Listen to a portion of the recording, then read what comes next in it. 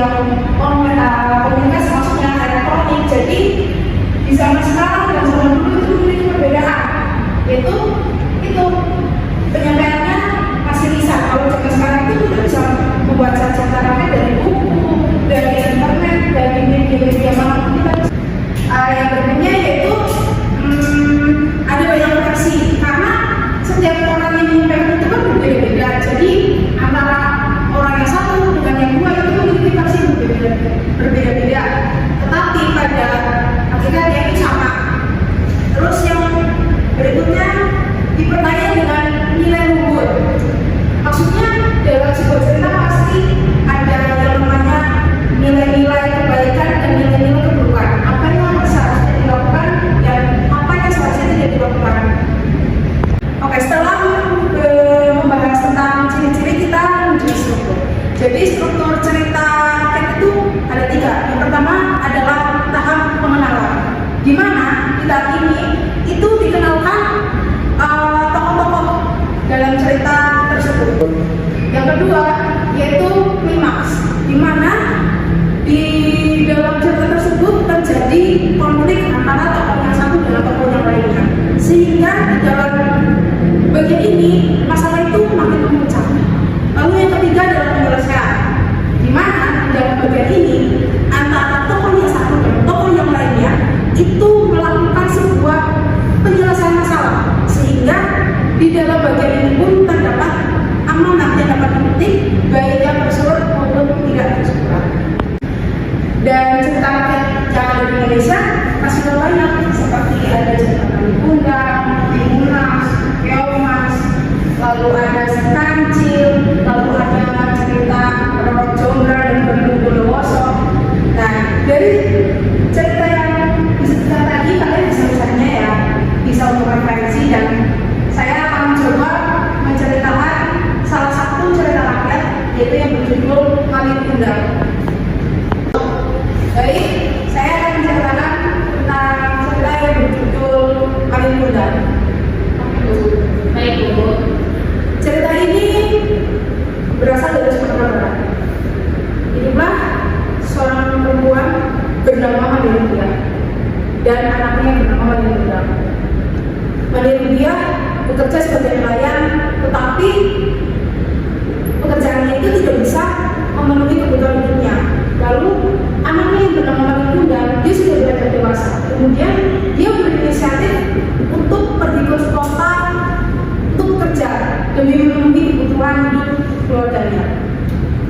Sang ibu memang sangat tidak tega melepas Malin untuk pergi ke kota, tetapi karena tuntutan yang harus dipenuhinya, Ibu Malin akhirnya rela melepaskan Malin untuk pergi merantau ke kota.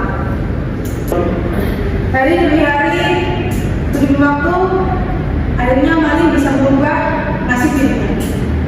Dari yang sangat miskin, dia berubah menjadi seorang pedagang yang kaya raya, memiliki banyak kapal, banyak pekerja, banyak harta, dan dia memiliki satu orang istri.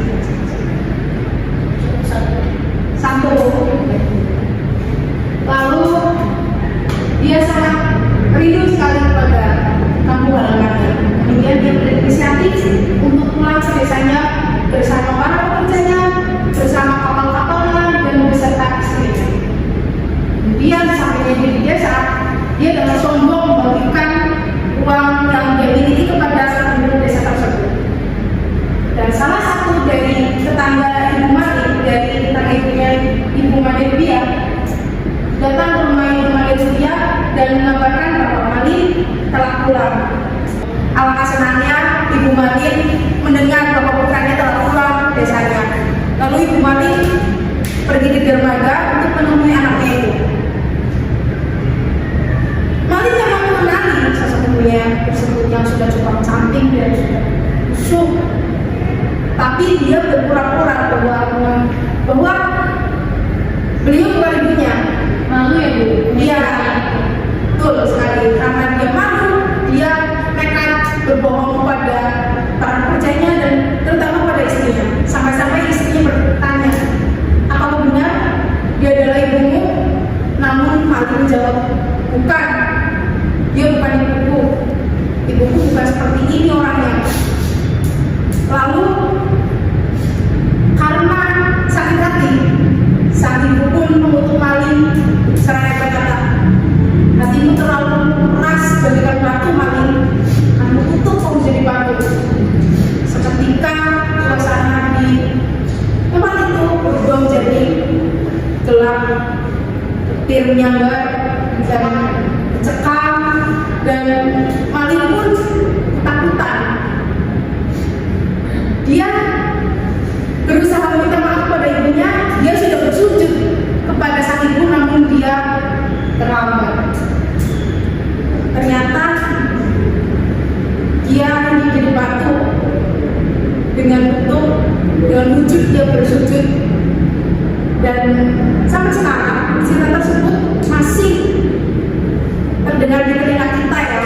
Dan sampai sekarang ya, di Sumatera Barat, di sebuah dermaga ada batu yang memang benar-benar iya bersujud itu ada. Iya, tapi itu tidak tahu ya, maksudnya memang benar-benar si maling itu dalam bentuk batu, dalam wujud batu, atau memang sengaja dibuat untuk mengenang atau kayak jadi kayak dibentuklah atau terbentuklah batu yang sekarang.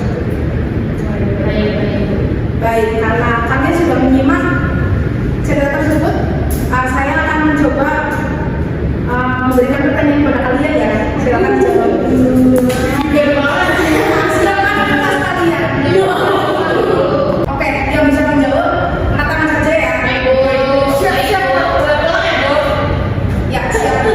Bagi yang bisa menjawab, silakan. Soal yang pertama, apa pengertian cerita rakyat? Silakan disampaikan.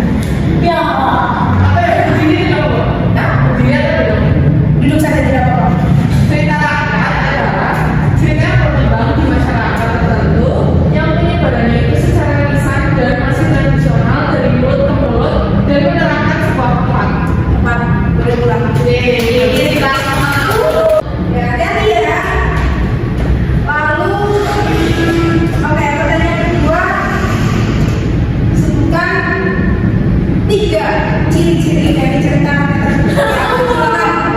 Aku ya Bu, yang pertama itu anonim, yang kedua disampaikan secara lisan dari mulut ke mulut, yang ketiga masih apa ya? Banyak versinya, Bu. Betul. Boleh pulang. Ayo, Yang gampang dong Bu. gampang.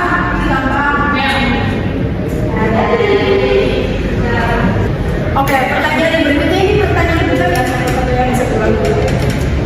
Yang pertanyaan berikutnya, dari manakah cerita rakyat tersebut? Sumatera Barat, Mati Kundang. Ya, siap.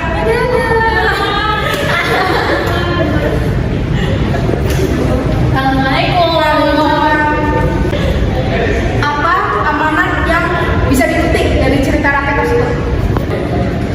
Tidak boleh durhaka pada orang tua. Tuh. Yang satu lagi bisa? Terus apa ya Bu? Aku lupa Bu. Dia ke Jalan.